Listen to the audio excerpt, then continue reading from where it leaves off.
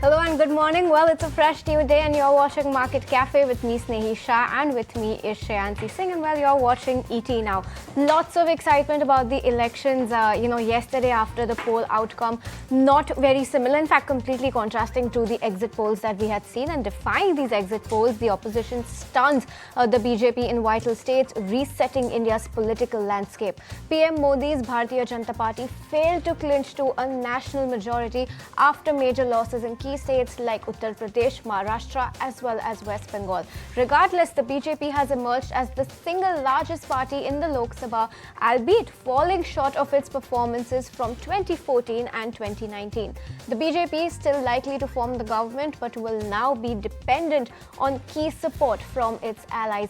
Here is an excerpt of what PM Modi had to say after they clinched the third term of majority last evening. Listen in. आज बड़ा मंगल है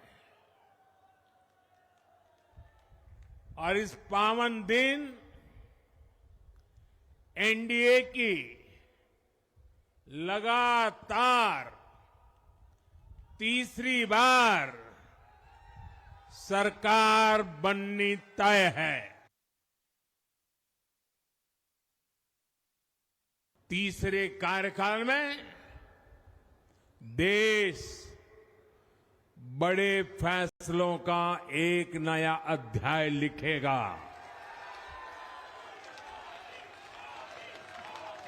और ये मोदी की guarantee है। भारत को दुनिया की तीसरी बड़ी इकोनॉमी बनाने के लिए एनडीए सरकार पूरी शक्ति से काम करेगी।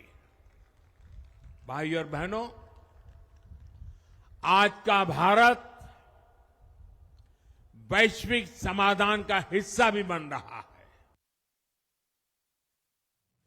Well, that was the word coming in from the Prime Minister after that sobering win. But let's also go across and listen in to Times Now's executive editor Padmaja Joshi's outlook on Modi 3.0, which will no more be a Modi Sarkar but an NDA Sarkar. Take a look at what she had to say there.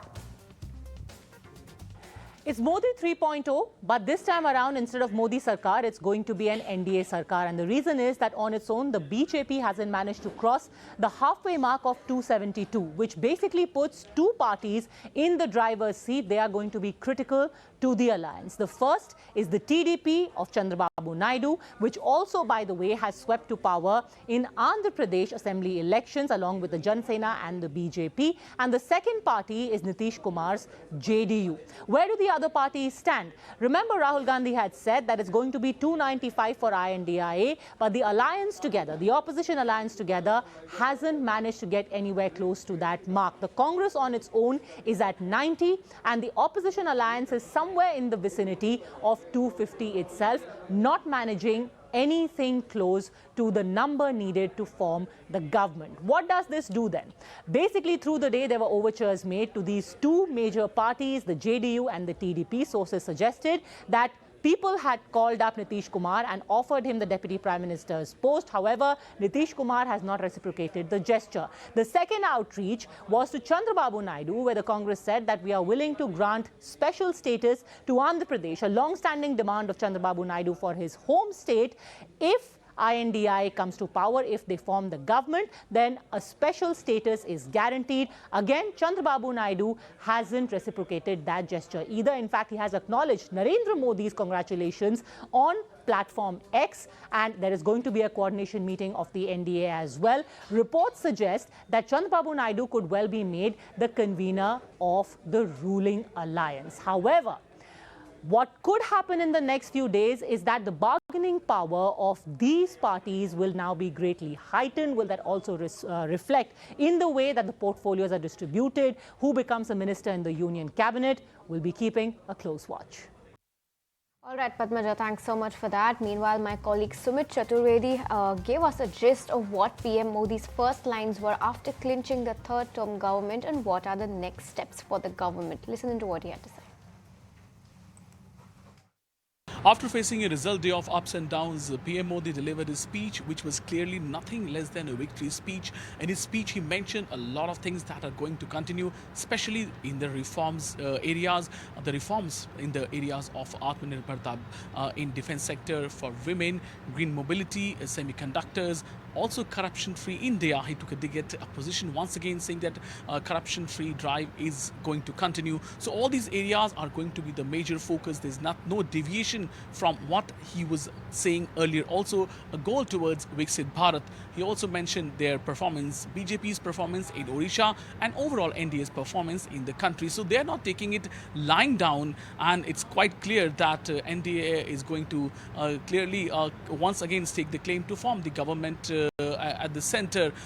Cabinet is going to happen when around 12 p.m., 12 noon. Overall, Council of Ministers meeting will happen. They will resign, and then PM will go to President to stake the claim to form the government. Negotiations, well, they will keep on happening. Allies are there. Allies are very, very important. So interesting times ahead as far as India is concerned. But for economy, clearly the reform bandwagon which was started, the reforms which were undertaken, which were started, are clearly going to be continued. All right, thanks Sumit for that update. Interesting times indeed. But now let's also go across and listen into what Swaminathan Iyer, ET Now's consulting editor, had to say on the election outcome, and when does he expect the market to recover from the heavy losses as well? The BJP has won, of course, but this is a rare election where I find the losers are celebrating more than the winners are. The BJP's claim that it would exceed 400 seats is now looking like a bit of a fairy tale. I think what's clear is that Modi's ability to change India, that has been cramped. Earlier, there was a notion of Modi's invincibility, his moral authority, his unchallenged way forward to transform India. Some people said it would become a Hindu authoritarian state. Others had different things. But there was a feeling that Modi would be able to mold India and change the constitution in various ways. That stands completely stopped at this particular point of time from a political point of view. That if you look at this productivity-linked insurance, it came up with a budget of $26 billion, of which only $1 billion has been disbursed so far, mainly to that telecom sector. So at this point of time, it would be a little difficult to claim that this is a big success. But it has moved a certain number of steps forward, and I do not expect any major change on the economic policy one way or the other. And I imagine with 20,000 crores per month being pumped in from the SIPs, I think the markets will recover. I think the markets will go up again. When you see that GDP growth in the last financial year, 8.2%, GVA growth 7.2%, which is a better indicator. But really, in difficult conditions, overall, the Indian economy has done rather well. And if it continues along the same course, I think there is every reason for the market froth to come back. I think the markets will come back. Given the huge change in expectations, I'm unsurprised that the markets have crashed. And I dare say the Adani shares may have crashed more than some others. But at the end of it all, within a week, I mean, everybody will say, look, Modi is back in power. That is the bottom line. Maybe he has done much worse. Maybe he will have less scope to change the constitution. His moral authority is reduced. But can he carry on with the economic program that his manifesto program laid out, which was mainly continuity? I see no difficulty in his continuing with that. All right, then, well, that was the word coming in from Swaminathan Iyer as well. But Snehi, what a move we've seen happen, right? From a tsunami to a little bit of a wave to like what a lot of people are calling an undercurrent as well. But the people really have spoken, and they've spoken very loudly because they've asked for more accountability from Absolutely. the BJP government, and they've delivered their mandate. So well, I don't think the democracy has been as alive as it is right now as ever. But with that, let's also step a little bit away from the elections and take you through the daily course of programming of the show. Let's come back and take a look at what the global markets are up to. And Shreyansi, let's start with the US handover, because muted move coming in, but in the green nonetheless. Absolutely, that sums it up. But then, when you take a look at Dow Jones futures, then you're looking at similar moves coming in across futures actually. So just about 0.1% advance coming in for the futures. But then when you look at the moves, muted but winning day on Wall Street largely because you did have the Dow climbing about 140 points. You do have the Nasdaq that added close to about 0.2%. Similar moves coming in from S&P 500 as well. So that largely is what you saw as well when you look at markets. Now, of course, there was a little bit of a data set coming in that was in focus. So you did have the job opening and labor turnover data that came out on Tuesday morning, also known as JOLTS, and that showed 8.059 million vacancies in April, the lowest level in more than 3 years. So that was an important data set coming in, and it was also well in below the 8.4 million consensus forecast that was previously being penciled in. Now, the next notable set of data, of course, comes in the form of the ADP data on Wednesday morning US time, and traders will also be monitoring data on services and manufacturing purchasing also due on Wednesday. And then, of course, you have numbers on Thursday and Friday's all important May jobs data as well. So that will be in focus in the market. And on the earnings front, you do have discount retailer Dollar Tree as well as athleisure company Lululemon that will be reporting its numbers as well. So those would be important to watch out for. When you look at Europe, then European markets closed lower. So if you're looking at a stock 600 or a DAX, those are the kind of moves that you saw when you take a look at Europe as well. So, Snehi, that largely is the handover coming in internationally. All right, well, that's the handover coming in internationally. When we talk about Indian bonds, the 10-year treasury yield, that also spiked up above 7 yesterday. But let's also talk about another commodity in focus, and that is oil, because oil prices eased in early trade yesterday, extending their losses from the previous session when prices fell to their lowest in 4 months as investors worried about supply ticking up later in the year. Brent crude futures fell 20 cents or almost 0.3% at $78.16 a barrel. Brent closed below $80 for a barrel for the first time since the 7th of February after falling more than 3% on Monday. So continued to build upon those losses. That's what the Brent was up to yesterday. Brent fell for the 6th straight session, lowest in 4 months amid concerns that the global supply could increase later this year. Now, US WTI crude futures also the east 17 cents or 0.2% to $75 a barrel. It had also settled near a 4-month low on Monday after sliding more than 3.5%. Now, remember the Organization of Petrol Exporting Countries, which is the OPEC and allies led by Russia together known as OPEC Plus, on Sunday agreed to extend most of their oil output cuts into 2025, but they've also left room for voluntary cuts from 8 members to be gradually unwound from October onwards. The signs of weakening demand growth have also weighed on oil prices in recent months, with data on US fuel consumption in focus. Now, the average gasoline price in the United States declined 5.8 cents per gallon to $3.50 per gallon on Monday.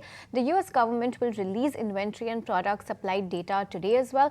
And product supplied, which is considered a proxy for demand, will show how much gasoline was consumed around the Memorial Day weekend, the start to the US driving season. So lots in focus when it comes to both of these indices. You have Brent as well as WTI continue to build on losses that we've been seeing over the last couple of sessions here.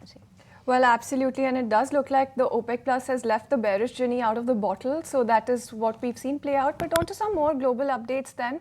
We're eyeing this morning. Job openings in the United States have fallen more than expected to the lowest in more than 3 years. Signs that the labor market is softening to aid the Federal Reserve's fight against inflation. Job openings were down to 96,000 to 8.059 million in April. This is, remember, the lowest since February 2021.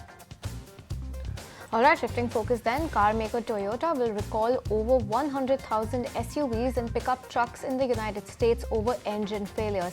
The recall includes some Toyota Tundra pickup trucks and Lexus LX600 SUVs equipped with the Japanese automaker's V35A 6-cylinder engine.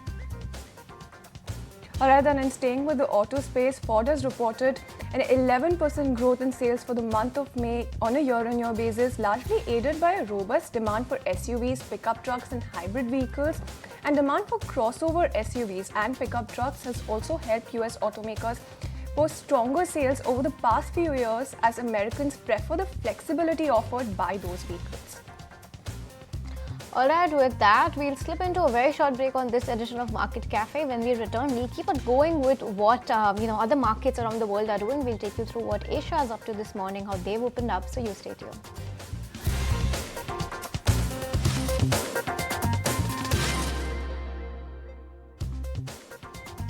Hi there, welcome back. You're still watching Market Cafe on ET Now. Thanks so much for staying tuned. Let's take a look at what the Asian markets are up to, how they've opened up this morning.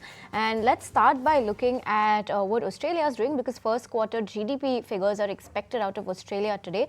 And Australia's ASX 200 edged almost 0.2% higher on open. Continues to be there, not doing much. 0.2% higher is where Australia is. However, on the flip side, Japan's Nikkei dropped 1.1% at open. Is right there, a 1% loss coming in over there. 380-point cut coming in for the Nikkei this morning, because real wages in Japan have fallen for a 25th straight month in April, potentially stifling the Bank of Japan's plans to raise interest rates and realize its virtuous cycle of increasing wages and prices. Nominal wages were up 2.1% on a year-on-year basis. Now, this accelerated from March's nominal wage growth of 1%, posting its highest pace of growth in the last 10 months. Government data showed that real wages fell 0.7%, a softer fall from the 2.1% loss in March. But on the back of that, Nikkei is not doing well at all. 1% cut is showing up for the Nikkei as of now. Shifting focus, let's talk about what South Korea's Kospi is up to. That opened 0.5% higher, but well, it has well built on those gains, because 1.1% higher is where Nikkei is as of now. 30 points added to that index as well. Let's also take a look at what Hang Seng and Shanghai are up to. Hang Seng also pretty stellar moves coming in this morning, 1.2% higher, and Shanghai, well, very nominally in the red, but as flat as it could be. Not doing much, that's Shanghai for you. But well, let's focus back home, and we closed at 21,884 yesterday, almost 6% lower on closing. Nifty registered its biggest single session fall in 4 years since March 2020 as well, and at one point we were lower by almost 8%. 400 points away from a circuit filter being put into place, but luckily that didn't happen, and implied open at 22,036 today, indicating like a 150 point higher start on the spot basis, but a rather subdued start on the futures basis. And with all the uncertainty that we're still seeing around BJP and its allies, we'll just have to wait and watch on how the market reacts to whatever this election outcome has been, Shansi. Well, absolutely, and wait and watch we will, because this was the election where we saw all of the parties celebrate. You did have BJP and Congress headquarters being lit up, and there was celebration that ensued there. So let's see how the mood of the market will also be after the elections then, and how this all pans out for us after that bloodbath yesterday. But we do have a jam-packed lineup for you on the market. We'll be decoding the verdict with ET Now. At 8:15, we'd be in conversation with Rupal Bansali, CIO, Double Duty Money Management. And 8:25, then we'd also be talking to Sanjeev Bhasin, Director, IIFL Securities, to help you out with your trades in the volatile market. And 8:30, then we'd also be talking to Swaminathan Iyer, Consulting Editor at ET Now, to decode the verdict and the mandate of the people. 9:20, then Venugopal Gare will be talking to us. He's the Managing Director at Bernstein, and he'll be talking to us about the verdict as well. And at 9:30, Neelkant Mishra, Chief Economist, Axis Bank and Head of Global Research, Axis Capital, will be in conversation with ET Now. At 9:50, then Atul Suri, Marathon Trends. We'll be talking to him as well. And at 10:05, we'd also be in conversation with Sunil Singhania, founder of Abacus Asset Manager LLP, as well as Navneet Munot at 10:20, MD and CEO of HDFC AMC. So keep an eye on all of those conversations in the market. Welcome back. Thank you so much for staying tuned in. Let's shift the focus back to Indian political league then. And we continue to center focus on the political landscape of the country. Sources tell us that the Union Cabinet will be meeting today to take stock of the Lok Sabha election outcome. PM Modi said to chair this meeting starting 11:30. Let's go across to Prakash, who's standing by with more details. Prakash? Yes, it's a very crucial meeting in the sense that the fate of the next government would be decided. The Prime Minister probably meeting last time under current tenure with his cabinet colleague today at around 11:30 a.m. and that will be followed by the Council of Ministers meeting at around 12 p.m. The cabinet will approve the proposal to dissolve the current Lok Sabha, and then the proposal will be sent to the president. After that, Council of Minister meeting will be held where the Council of Minister will submit their resignation to the Prime Minister. And the Prime Minister is expected to meet President today where he will submit his resignation and stake a claim to form the next government. Remember, there is an NDA meeting is scheduled today at around 5 p.m. today, which is a very crucial meeting in terms of finalizing the structure of the new government under NDA. And remember, India Alliance is also going to hold a meeting by evening today where they will decide their future strategy as to whether they'll sit in the opposition or will try to form the government. So a lot of permutation combinations are taking place. Political developments are expected to take place today. By evening today, we are given to understand that the picture is clear, that the NDA, what would be the structure of the India Alliance, what would be the structure of the India Alliance, and who will be in the better position to form the government. But as of now, India is poised to form government for the third consecutive time, and the Prime Minister Modi is likely to meet President today to stake a claim to form the new government. Back to you. All right, Prakash, thanks so much for taking us through that. There's all the details on that cabinet meeting taking place at 11:30 a.m. today. But with the street showing a thumbs down to PM Modi's narrow win, what is the way forward for the market here on? Is there more to this correction? Should investors look at this as a buying opportunity? Here are views from Ramdev Agarwal, Sandeep Tandon, as well as Vallabh Bhansali on this. Have some patience. I think let's have some appetite for some more correction. I would say another 5-10% correction on the downside, and I hope it is only 10%. And then I think corporate earnings, dialogue will change, new government will come, and the corporate earnings, the winners will come, maybe some change in policies will happen. I would think that with this mandate, we would not have a great year in terms of the bulk of the time will go in correction, and whatever excess return we had in last 2-3 years, part of that we have to give in next 12 months. I'm preparing my mind for kind of very low return or no return for in near future. I think if we remain constructive for India from a longer term perspective, I think these are great buying opportunities. And I will generally like these things, whenever a fraud gets built, you give you sharp correction and all weak players are out.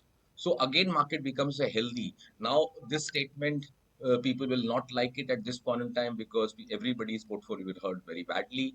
But the point is very important, the way when we look at from the institution perspective, these are great opportunities to build or reconstruct your portfolio. Long-term trend of Indian economy, I do not think is here to change. The most important development in the last few years, or last couple of years maybe, was the trend in investment cycle. As long as that investment cycle does not get dented, I think the Indian story will continue.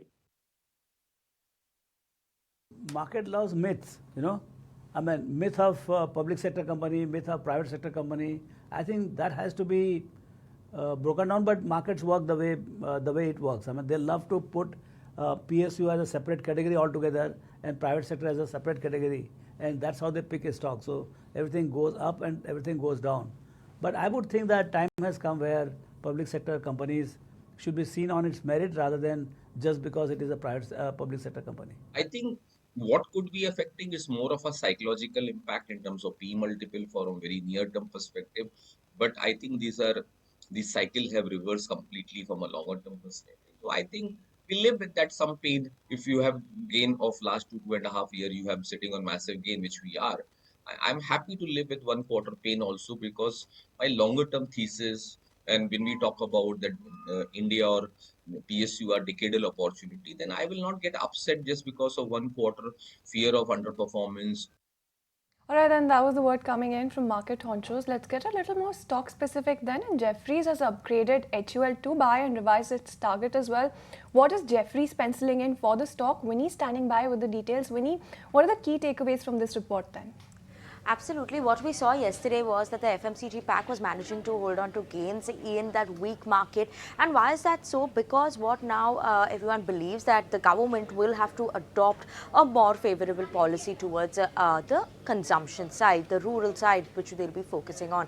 And that's the word that's coming in from Jefferies as well. So Jefferies upgraded HUL to a buy with a target price of 2,950 rupees. Previous target price was 2,530 rupees per share. They've also upgraded the EPS estimate by 1 to 3%. They said when in doubt, just go and buy staples is their outlook, and they believe HUL is a good proxy play to participate in the likely uptick that one could see. Do not forget that HUL was one of those companies that has been on underperformance in the last 5 years. Even valuations are around that 5-year average mark as well. So you're keeping an eye out on HUL. It's the leader in the FMCG side, the consumption story, and that is what Jefferies is playing out. That's why they've upgraded the stock.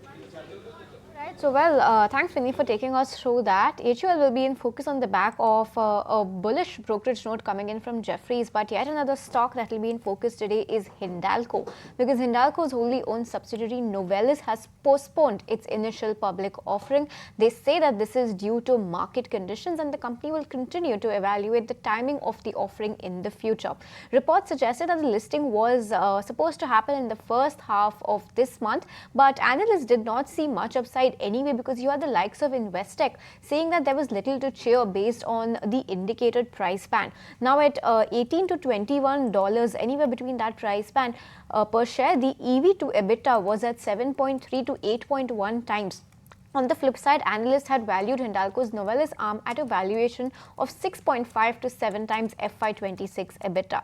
Now, Hindalco impact, what this postponement means for Hindalco. Hindalco was supposed to receive anywhere between $932 and $1,087 million with a built-in green shoe option, but there was no clarity on how these proceeds were going to be used by Hindalco, because Hindalco is a net cash company. So we'll just have to see what the outcome of this, what happens over here, and how long is this postponement pushed to. So, well, yes, Novelis IPO postponed as of now. Alright, and that was the latest coming in as far as Novelis IPO is concerned. But with that, we're timed out on this segment. We'll see you on the other side, though, with some more news and updates.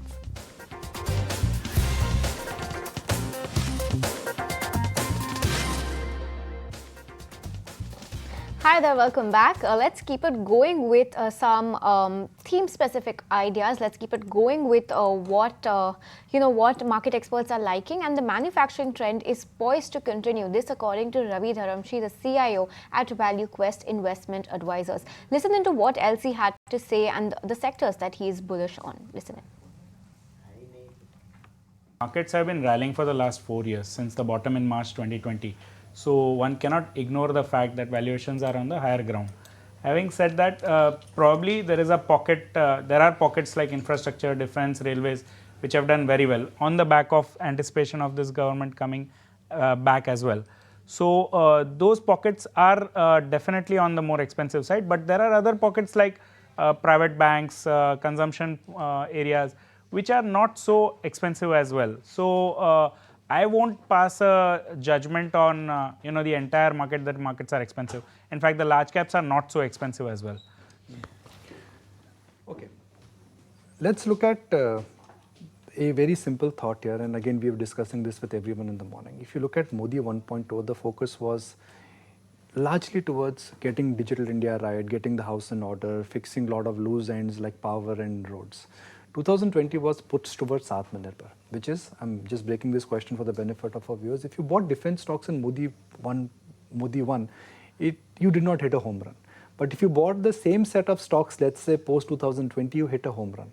Do you think the set of stocks which will outperform and which could potentially outperform in Modi 3.0, could that be different? No, so as you rightly pointed out, the performance of the stock depends on the entry point and the valuation. So I do believe that the priority might change for the government in the coming 5 years. The first government's agenda was to put the house in order. The second government's job was to kind of kickstart the investment cycle. This particular government's job will be to actually put money in the hands of people, is what I strongly believe. I think with the kind of tax rate, tax collections and GST collections we are seeing, I think there is a strong case to be made for the rates to come down. And if that's the case, then I think that should finally kickstart the consumption cycle, especially at the bottom of the pyramid, which has been languishing since a while. So how would you be investing differently in next 5 years versus how you've invested differently in the last 5 years? If you, honestly, if you want to make money from a 5 years perspective, go where nobody is looking. And consumption, and which includes discretionary as well as non-discretionary consumption. And sorry, I'm forgetting, but essentially rural consumption and exports are two areas which I think should should start doing well. What has been doing well, infrastructure and all, I think market has kind of factored that in, and valuations are on the other side now. So next 5 years, Asian Paints will make more money or SBI will make more money? Without naming any particular stock, but I think stocks that have not done well. You can talk about it. Stocks that have not performed well for 5 years is the place where one should be looking at. You know, Ravi, I recall that when you had come to our studios about a year ago, I think it was, that you spoke about that manufacturing renaissance, and that really has already played out. What's the sense that you're getting at a time like this? Is this a prudent portfolio allocation strategy to still look at that entire manufacturing space? Absolutely. Manufacturing is going to continue. It's not a trend that's going to reverse. But in a longer term trends, there can be periods of no performance, underperformance. And I think this theme has been well recognized in the market for this point of time. I think most of the companies are factoring in 2 years forward numbers. So one should be careful in terms of entry point. But from the perspective of companies doing well over a 5-year, 10-year horizon, I have no doubt about it. Ravi, you're talking about how the underperforming sectors are likely to reverse, and one such sector has been pharma for the last few years. Is that something which could be a bit of a dark horse as well, and which segment within that? I think you are right. Pharma can be a segment that does well, but pharma does not seem like a top-down sector that is going to do well. It's more a selective bottom-up stories that are likely to do well. The revival in the first part is the US generics, where the price erosion is kind of ebbing for the moment. So that is a segment that is doing well. But what we are very keen on is some niche, some specialty where the competitive intensity is on the lower side. So there are certain pockets where the profit pools are still pocketed, protected, and those companies I think can do well over a longer term period. Now what do we have? We have a drop. We do have a drop, a gap down start, and the gap down start is just not getting filled. Look, technical factors are at play here. Before you judge today's market independently, let's look at what happened yesterday, and then we are still higher from Friday's low. I simply put it this way. I can pour cold water by saying that large part of the gains yesterday have gone away, but you have to always put things into context. Don't look at the market for next 2 or 3 days, look at the market for next 2 or 3 years. That's what we've been maintaining, that this is a market where you may see a knee-jerk reaction, you may see a compulsive here and there, but that's not the way of looking at the market. Ravi, one debate which everyone's having is that the positioning of FIs has been short, and that's one big factor which could be a moving factor. FI short means that they may come back. FI short also means that they're bearish. If markets like what the verdict is, which is what it appears right now, looking at the leads, 295 NDA, 201 NDA, looks like BJP Sarkar aa rahi hai dobara. Could FIs be forced to exit their short positions? I think that is likelihood, and I wouldn't be so worried on the large cap valuations, honestly. Large cap valuations are not that expensive. So positioning not only in the derivatives market but also in the cash market, I think it's at a 11-year low. Foreigners equity positioning is, I think, at around 16-17%, which is on an 11-year low. So from both the perspective, I think with the event out of the way, uncertainty being gone, presuming what the early leads are showing, the trend stays, even with that, the government is coming back. I think money will get allocated. Only hitch over here is the valuation. And India is still part of that emerging market basket, which is actually not seeing inflows. The money has all been flowing towards US market. So those are more the reasons why money has not been coming to India, but that should change going forward if the policy, political stability continues. Do you think that at a time like this, it's the large caps that present a good tactical positioning versus the mid and the small caps? In general, you are right. Having said that, the definitions of small and mid caps have changed. Even a $10 billion market cap company is now a mid cap company. So these are all largish companies monies. But honestly, yeah, from a larger, if we are to slice it by market capitalization, probably because FII money has not come in and that money tends to come into the large cap space, that is the space that should do well if the FII money comes back. The domestic, I think Juggernaut will continue to roll on. We are sitting on, all the mutual funds are sitting on enough cash, and that money should also get deployed. So barring the today's reaction, I am not really worried about the market's trend changing at this point of time. All right, and that was the word coming in from Ravi Dharamshi as well. At the bottom of your screen, you do have the GIFT Nifty that is still penciling in a positive start both on a spot and futures basis. But let's get a move on then and take a look at what brokerages had to say about elections then. And in terms of the election verdict, when you look at CLSA's India portfolio, what they've talked about is that they've removed L&T and they've replaced it with HCL Tech. So that is what CLSA had to say about their portfolio. And when you take a look at what they're talking about, what they're saying about their preferred sectors, they have private banks, IT, insurance and commodities that make it to that list. And when you take a look at the India portfolio in terms of key commentary coming in, they've talked about how there's limited exposure that they have to Modi stocks, the likes of ONGC as well as RIL. And they're also saying that they fear derating in expensive discretionary and capex space as well. So that largely is the word coming in from CLSA. And they're also talking about how ITC remains their preferred staples name, as well as how they have doubts over the stable government and policy making styles as well as of now. And in terms of Nifty, they're talking about how Nifty remains 19x above the 18-year historical average PE as well. So that largely is the verdict coming in from CLSA. When you take a look at what Goldman Sachs had to say then, in terms of what next after elections, they're talking about how the government will be sticking to fiscal consolidation path, and they're also expecting spending reallocation towards welfare. And they are also saying that there may not be a requirement to reduce capex budgets as well. So that largely is the verdict coming in from Goldman Sachs as well. But Snehi, which are the ones that you're looking at? Absolutely. Let's keep it going with all these notes coming in, because you have a whole host of brokerages that have come out with what next after the elections. And on the same note, then you have Ridham Desai of Morgan Stanley, and he believes that the medium to long-term views on the market, they do not change as of now. He also says that they realize that implied volatility will ebb going ahead, and unresolved disagreements within the NDA were not priced in by the markets, and it's unlikely that the pace of reforms will slow down, however. But the government is also unlikely to sacrifice macro stability. So that's largely what Ridham Desai of Morgan Stanley has to say. And let's also keep it going with what IIFL have to say. And this is G.V. Giri from IIFL. These are his views. He says that populism can cause compression of multiples, and unreasonably priced PSUs and cap goods look vulnerable as of now. He believes that it's best to avoid the defense sector. So what's next for IIFL? What are they liking?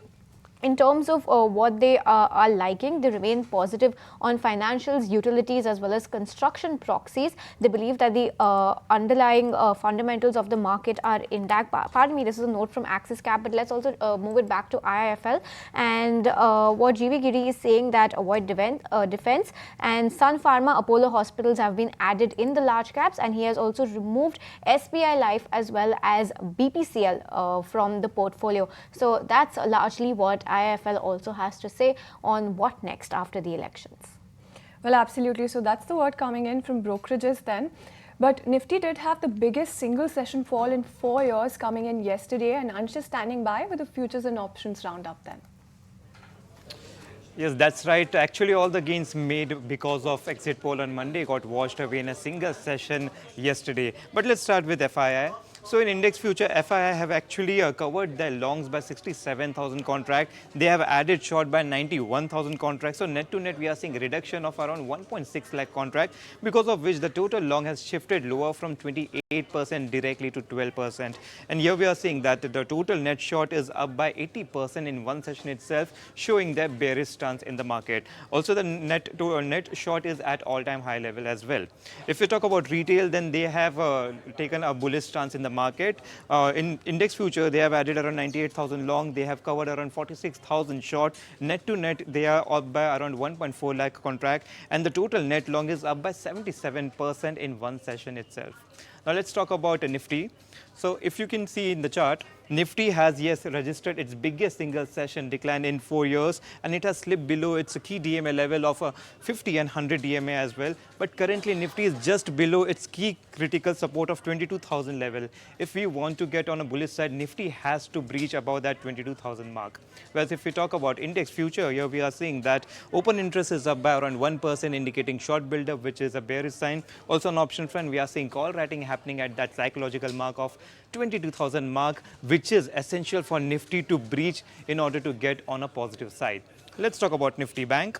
So if you can see in the chart as well, the Nifty Bank has also registered its biggest fall in absolute points ever, and it has also slipped below its 50 and 100 DMA, and it has broken its channel support, which is around that 47,800. So when Nifty Bank needs to go above that level to be on a positive front.